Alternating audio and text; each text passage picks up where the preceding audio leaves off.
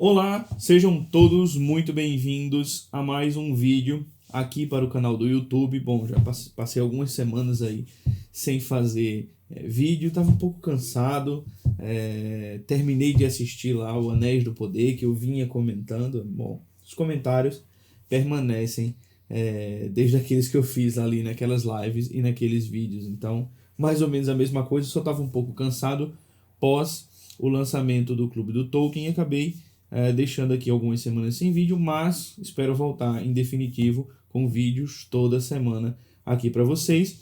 E bom, no vídeo de hoje, para a gente entrar um pouco no assunto aí do momento, né, que são as eleições, eu pensei em comentar uma questão que já comentei no meu Instagram, mas aqui eu quero fazer de forma um pouco mais extensa, um pouco mais detalhada, que é o famoso lema, né, rouba mais faz, o lema do brasileiro.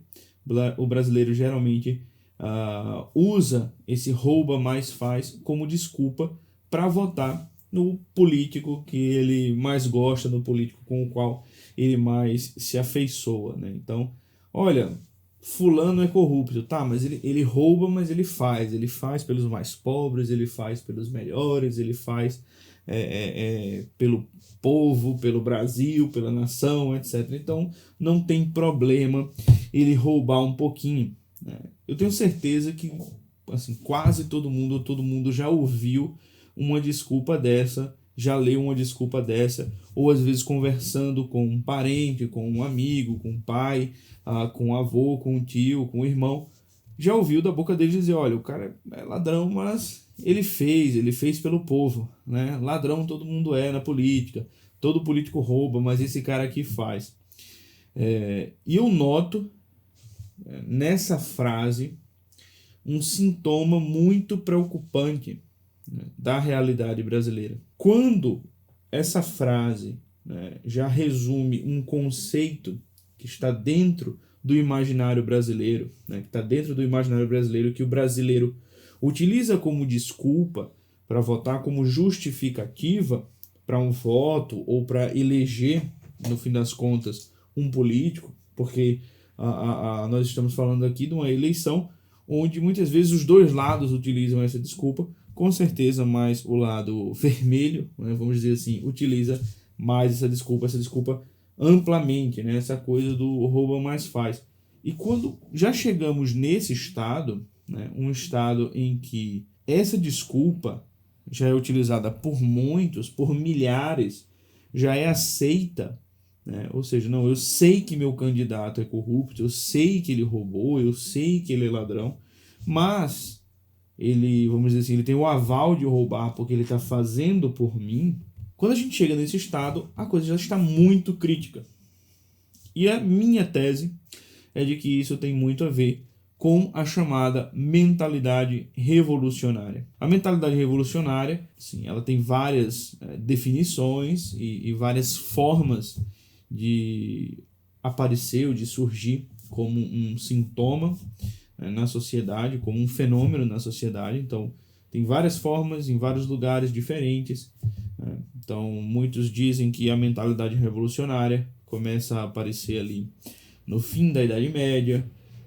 Muitos dizem também que a principal, né, vamos dizer assim, a principal não, mas a primeira grande aparição da mentalidade revolucionária foi ali na Revolução Francesa, foi quando a mentalidade revolucionária começou a agir de maneira mais contundente na história, vamos dizer assim, muitos dizem isso, mas eu não quero me prender tanto a essas definições, vamos dizer assim, filosóficas e teóricas.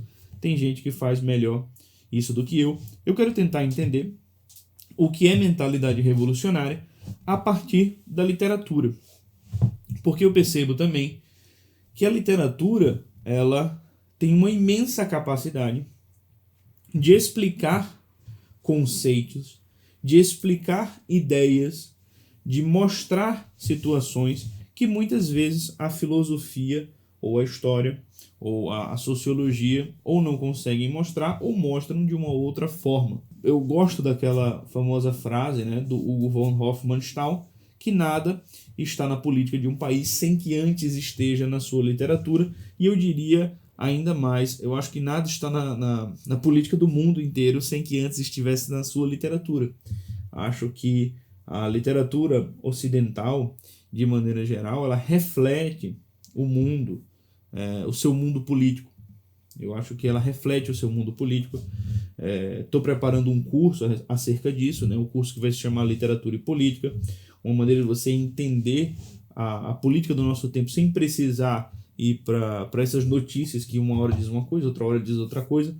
O jornalista que não consegue nem escrever uma mera matéria sem cometer milhares e milhares de erros gramaticais. Você entender a política de um país, ou a política não só de um país, mas do mundo mesmo, a partir da literatura, é um exercício fantástico, porque os escritores já previram muitas vezes aquilo que está acontecendo atualmente.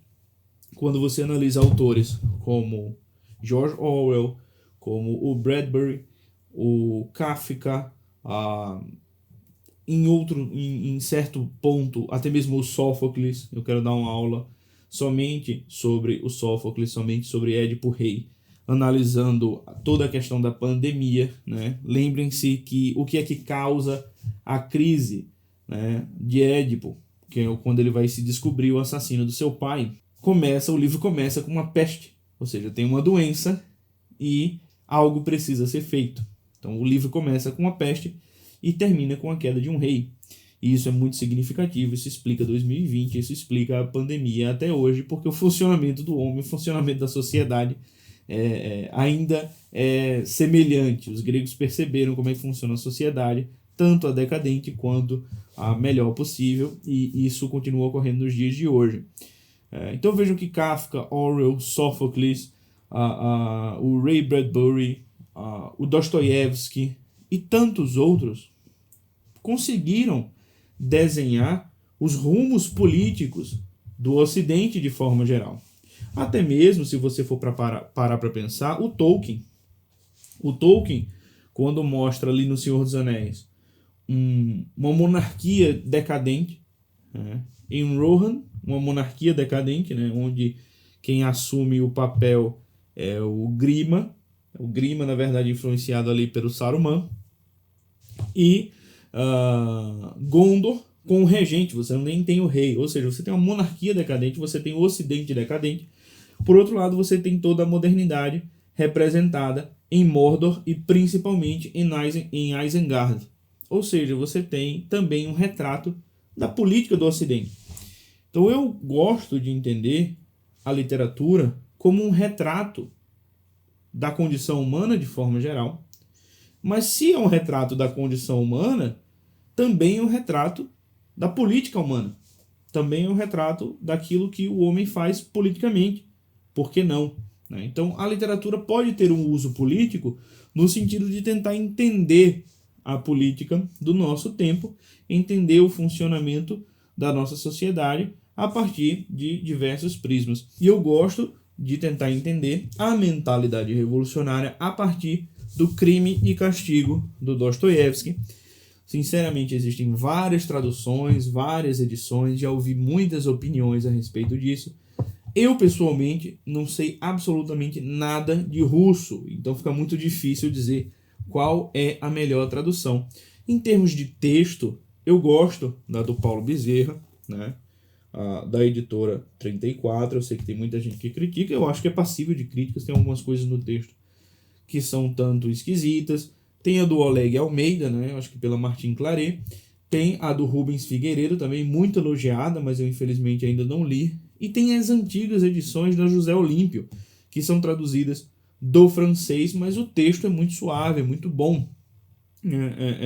Por mais que, muito provavelmente, perca em fidelidade. No entanto, eu só estou apenas informando que eu estou utilizando essa edição aqui da editora 34. E o Crime e Castigo conta a história de um indivíduo, o Raskolnikov, que é um jovem estudante que está sendo oprimido, ou pelo menos ele sente que está sendo oprimido. A gente nota isso desde o início. Ele sente que tá mal, né? O próprio início do romance, a primeira cena, você vai vendo ali que ele se sente mal com os cheiros, ele se sente mal com a temperatura, ele se sente mal no ambiente em que ele está. A descrição do quartinho onde ele mora, né, um apartamentozinho pequenininho, hoje em dia se chamaria de um kitnet, é terrível, né? É sujo e ao mesmo tempo muito pequeno, pelo menos dá a impressão de ser sujo, não deve ser nem um pouco um ambiente confortável, realmente causa uma certa opressão, essa descrição do local onde ele vive, né? E é um local que fica abaixo dos outros, você tem meio quase que um prédio assim em cima do quartinho do Raskolnikov, então você sente que ele está sendo oprimido pelo meio, de forma geral, ele se sente oprimido pelo meio, porque o Raskolnikov, apesar de ser um indivíduo que está sofrendo financeiramente, que por muitos é desvalorizado, de certo modo, pelo menos ele se sente desvalorizado, ele é dito como alguém que tem muita inteligência.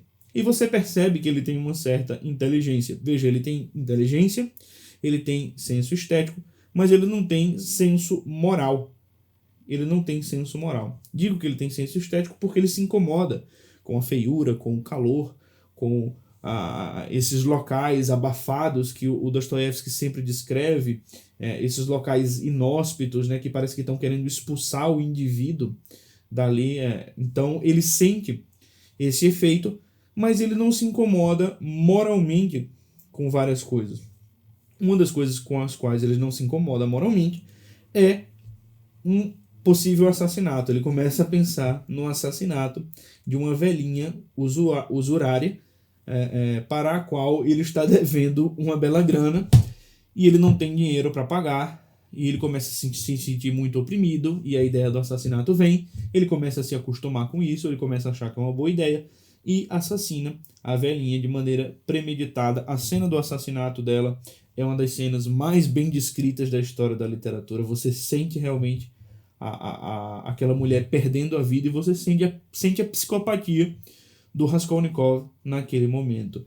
O fato é que outra pessoa acaba vendo o assassinato, uma pessoa considerada pelo Raskolnikov inocente, e o Raskolnikov também a mata. Isso não é spoiler, porque esse é o início do romance, é a primeira coisa que você vai ler no romance, né? Então, o romance tem umas 500 páginas, e nas primeiras 70 páginas você já dá de cara com essa história. Isso é só a premissa da história. A partir daí, a história vai se desenrolar no possível sentimento de culpa do Raskolnikov. Ou seja, peraí, eu matei essa mulher, mas ele cria uma justificativa para isso. Ele pensa, eu matei, porém, ela era uma espécie de verme. Ela não era nada. Eu sou muito melhor.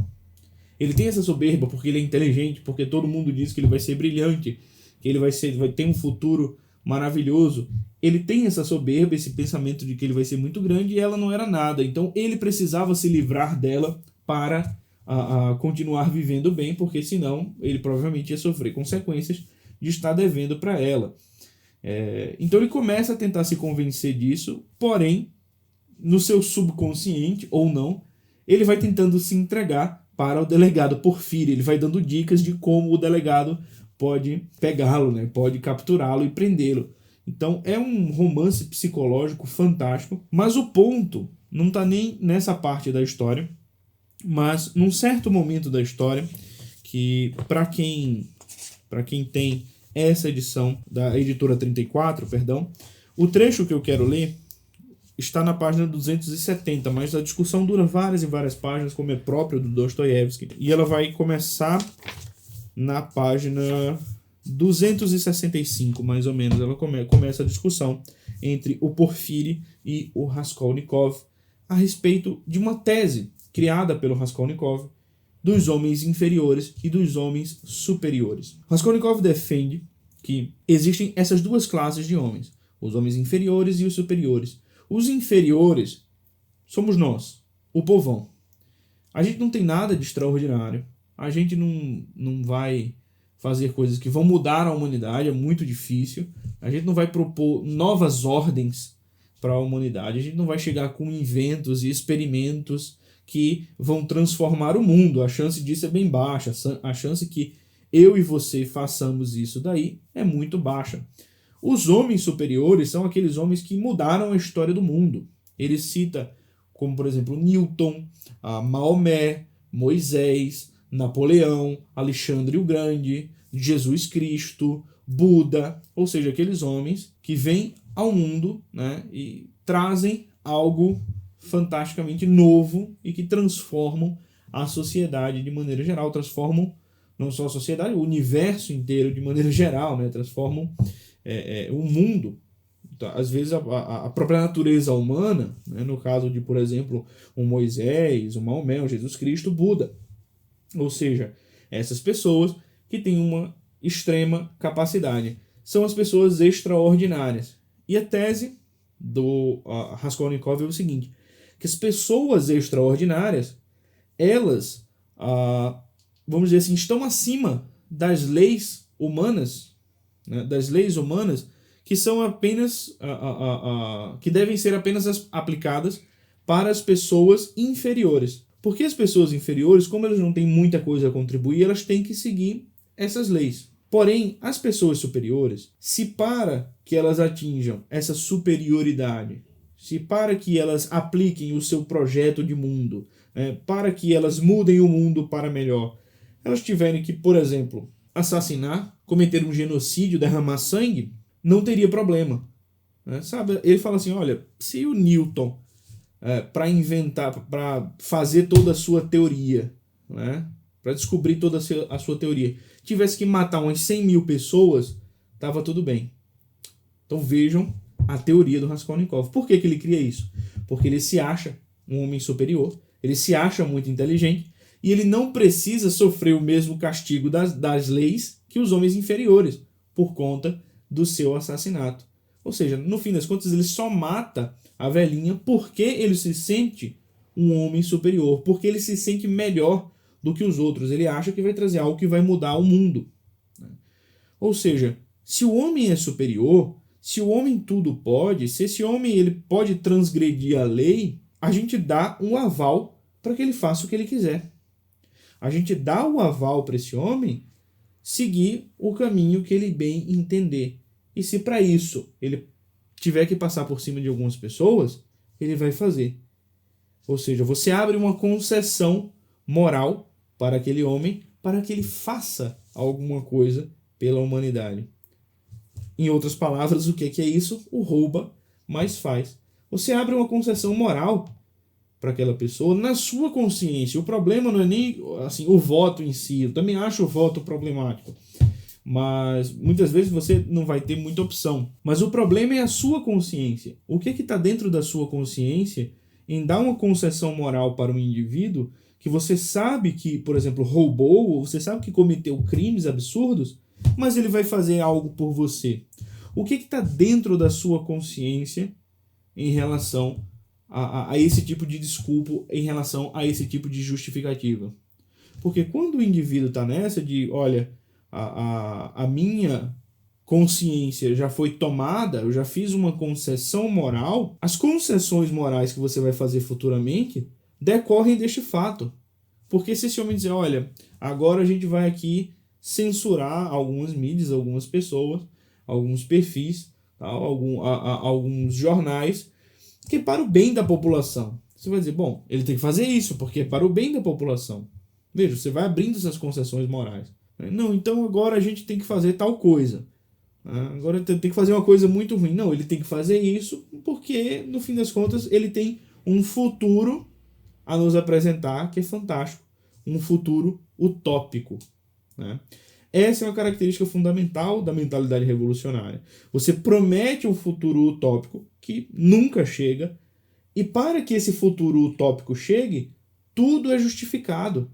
Ou seja, eu posso matar, eu posso roubar, eu posso assassinar, eu posso destruir, eu posso cometer toda a sorte de crimes. Por quê? Porque eu vou em busca de um futuro perfeito.